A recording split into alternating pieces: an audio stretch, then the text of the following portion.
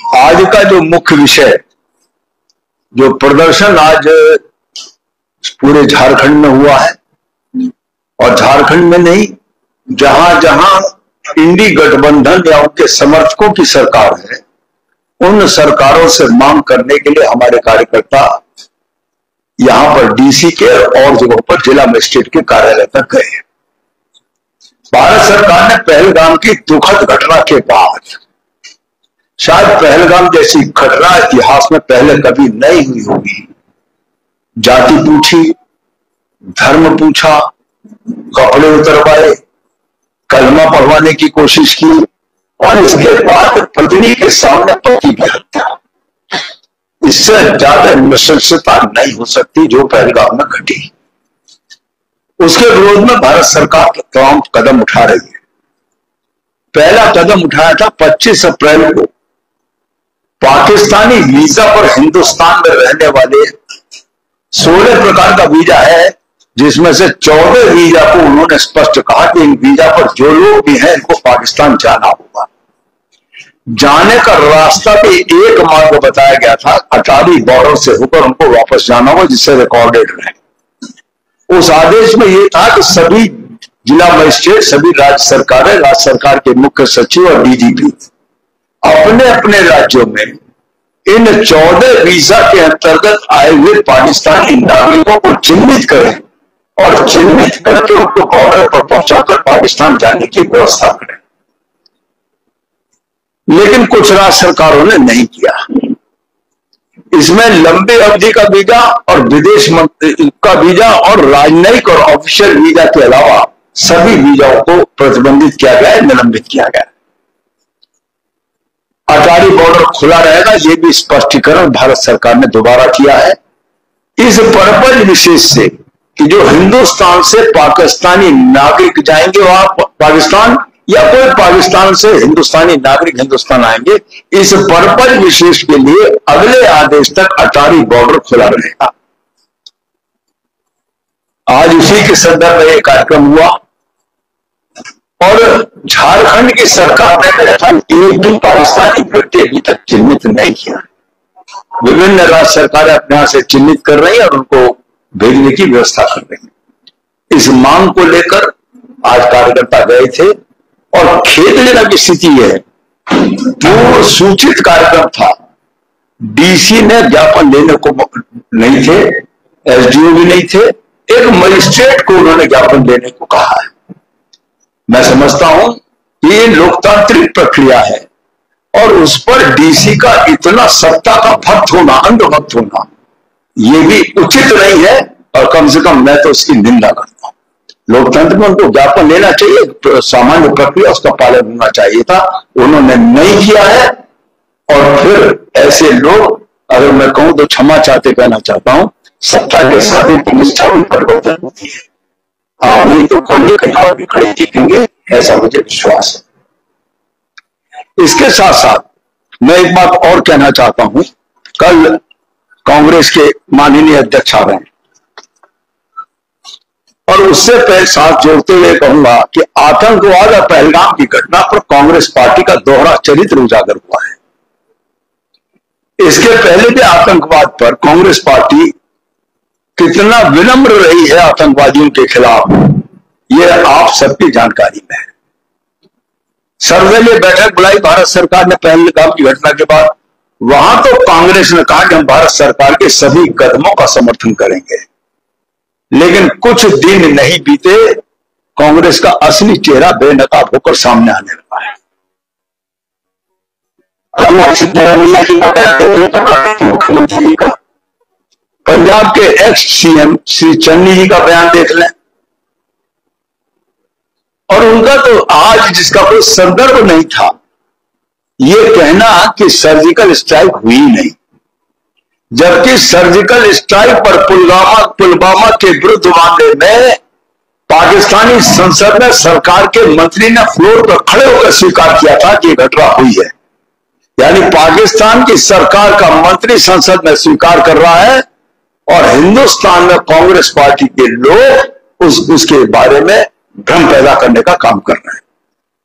आज उत्तर प्रदेश के कांग्रेस पार्टी के अध्यक्ष का भी एक बयान है, अजय राय जी का। उन्होंने राफेल पर नींबू और मिर्च डालकर उसको बना के ऊपर दिखाया। उस राफेल पर, जिसको अभी एक एक्सप्रेस हाईवे पर चलाकर देश की जनता और भारत की सेना को आश्वस्त करने का काम रक्षा मंत्रालय ने, भारत सरकार ने किया था कि राफेल भी है और भारत की सेना भी है, चिंता करने की जरूरत नहीं है, पाकिस्तान का जवाब उचित समय पर उचित तरीके से दिया जाएगा। लेकिन अजय राय ने उसका भी मजाक उड़ाया और स्वस्तिक बनाकर जो पूजा की थी रक्षा मंत्री जी ने फ्रांस में, उसको भी उन्होंने कहा। एक आम व्यक्ति अगर कोई गाड़ी खरीदता है तो गाड़ी के बोनट में स्वस्तिक बनाकर, ओम बनाकर, कुछ ना कुछ फूल पत्र चढ़ाकर भगवान की पूजा करता है, तब वो गाड़ी को लेकर चलता है। और गाड़ी के पहिए के नीचे नींबू रखता है, जिससे कि नींबू फट जाए तो संभावना टल जाए। ये एक आस्था विश्वास की बात है। और राफेल जैसे उच्च कोटि के लाखों को खिलौना बताने का काम जिस व्यक्ति ने किया है, वो व्यक्ति है कांग्रेस का उत्तर प्रदेश का अध्यक्ष। से भारत की जितनी भी सेना की विंग है, चाहे नौसेना हो, चाहे वायुसेना हो, चाहे थल सेना हो, उसके जो ध्येय वाक्य हैं वो भारत के वेद और पुराणों के जो वाक्य हैं वो उनके ध्येय वाक्य के रूप में है। लेकिन आज तो पराकाष्ठा और हुई कि पहले कांग्रेस ने राम सेतु को काल्पनिक बताया था, अब राहुल गांधी जी ने भगवान राम को काल्पनिक बताकर संसार के करोड़ों राम में आस्था रखने वाले हिंदुओं की भावनाओं के साथ कुठाराघात करने का काम किया है। कांग्रेस पार्टी चाहे पहलगाम में की घटना पर उन विधवाओं का जो दुर्भाग्यपूर्ण परिस्थिति में रहने की तरफ गई, उनका और उनके परिवारों का, हिंदू समाज का अपमान करने का लगातार काम कर रही है।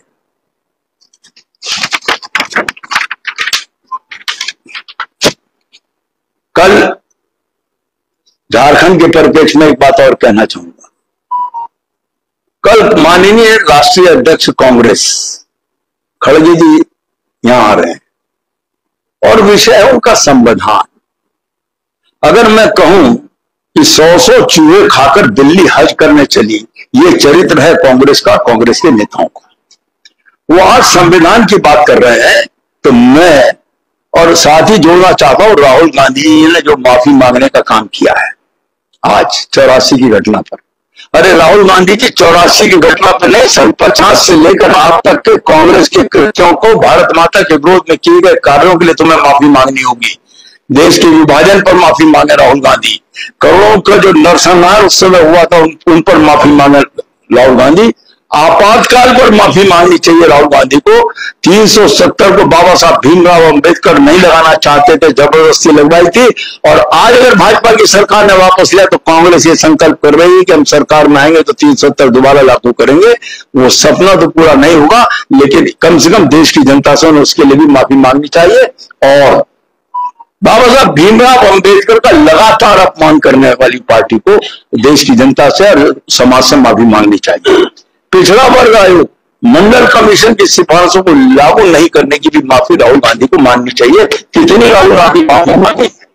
जहां तक संविधान का सवाल है, संविधान की बात करने उस पार्टी के लोग आ रहे हैं जिन्होंने 356 का प्रयोग करके राज्यों में निर्वाचित सरकारों को गिराने का काम किया। और एक दो बार नहीं, 88 बार रिकॉर्डेड है।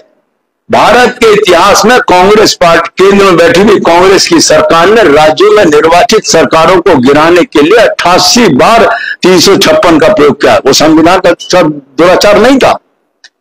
इंदिरा जी के हाईकोर्ट से फैसला आता है, उसके लिए 42वां संविधान संशोधन कर लिया और उसकी आड़ लेकर संविधान की जो प्रस्तावना थी उसको भी बदलने का काम किया। और मैं अगर एक बात कहूं कि कांग्रेस ने जिस तरीके से संविधान संशोधन पेश किया है, 7 अगस्त को संविधान संशोधन पास किया लोकसभा में, एक दिन आज ही प्रस्तुत, आज ही पास बिना बहस के। 8 अगस्त को राज्यसभा में पारित कर दिया बिना बहस के। 9 अगस्त को राज्यों की विधानसभाओं में पारित कर लिया।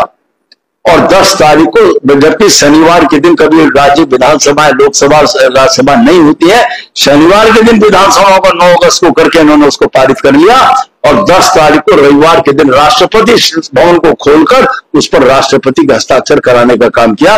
ये लोग आज संविधान की बात करना चाहते हैं। और इसके अलावा इन्होंने प्रस्तावना तो सामाजिक न्याय पर जितने शासनादेश हुए हैं उन सबको नष्ट करने का काम इन्होंने किया है। और काका कालेलकर रिपोर्ट संविधान के अंतर्गत निर्मित समिति थी 1956 में, उस रिपोर्ट को ठंडे बस्ते में डालने का काम कांग्रेस ने किया। आरक्षण के ऊपर राज्यों के मुख्यमंत्री को 1961 में प्रधानमंत्री नेहरू ने पत्र लिखा था राज्यों के मुख्यमंत्रियों को कि आरक्षण समाप्त करना चाहिए। वो संविधान के विरोध में नहीं था। इंदिरा गांधी जी ने ओबीसी आरक्षण में लगातार रुकावट डालने का काम किया है। राजीव गांधी ने 1985 में आरक्षण का अपमान किया था। मंडल आयोग की सिफारिशों का विरोध 1990 में कांग्रेस ने किया था। अनुसूचित जातियों के आरक्षण को कमजोर करते हुए धर्म पर आधारित आरक्षण की मांग कांग्रेस ने की थी। वो संविधान सम्मत थी क्या? और इसके बाद साहबानों के केस के बाद संविधान का परिवर्तन करना। मैं यहां एक बात और जोड़ना चाहता हूं कि संविधान का परिवर्तन करते करते ये लोग हमसे आ रहे हैं संविधान की बात करने। आरक्षण पर 3 लाइनें और कहूंगा। आरक्षण 10 साल के लिए है संविधान में व्यवस्था और हर 10 साल के बाद उसको बढ़ाना पड़ता है। सबसे पहले बढ़ाया बीपी सिंह जी दिल्ली में थे, भारत सरकार के प्रधानमंत्री थे, जनसंघ के दीपक के निशान के समर्थन से वो सरकार थी। 10 साल के लिए हमने बढ़ाया। उसके बाद अटल जी की सरकार ने 10 साल के लिए बढ़ाया। उसके बाद मोदी जी की सरकार ने 10 साल के लिए बढ़ाया। यदि हम आरक्षण के विरोधी होते तो स्वाभाविक मौत मर जाने देते, उसका समय सीमा खत्म हो जाने के बाद भारतीय जनता पार्टी हमेशा सामाजिक न्याय की पक्षधर है और संविधान में दिए गए अधिकारों को जिसके लिए दिया गया उस अधिकार को उसको मिले इसकी पक्षधर है। और इसलिए हमने इस बात को संविधान की बात कही। लेकिन आज वो संविधान की बात करता है।